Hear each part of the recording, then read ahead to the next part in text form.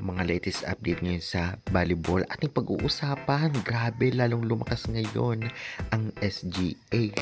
Mga veterans player at mga galing na punta sa kanilang team. Kaabang-abang ang team ngayong paparating na All Filipino Conference. Kaya good luck, SGA. At sa mga bago dyan guys, pa-subscribe naman dito sa aking channel. Maraming salamat.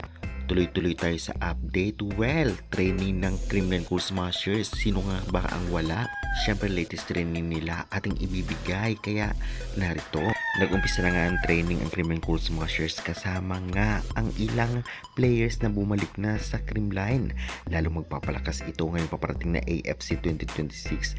Lalong-lalo pa, kompleto na sila at wala nang injured na mga players. Target lang naman nila ang sunod-sunod na kampyonato. Lalong-lalo pa, gusto nilang bumawi ngayong conference na ito dahil parang humina daw sila ng mga nakaraang conference. Kitang-kita rin natin si Bernadette Bones na andyan na, handa na sa indoor.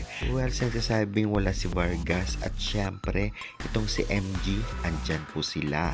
At syempre, parang wala nga sa training o sa picture, itong si Jemor Guzman.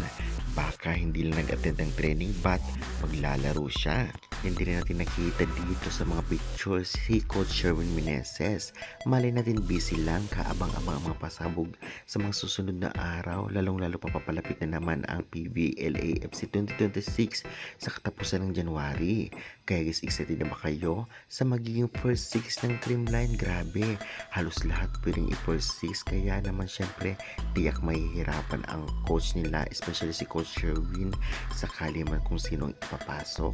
At halata naman kahit sinong ipasok ay deserve na deserve, lalong-lalo pa talagang malalakas ngayon ang players ng Kremlin dahil sa pagbabalik ng ilan sa kanila.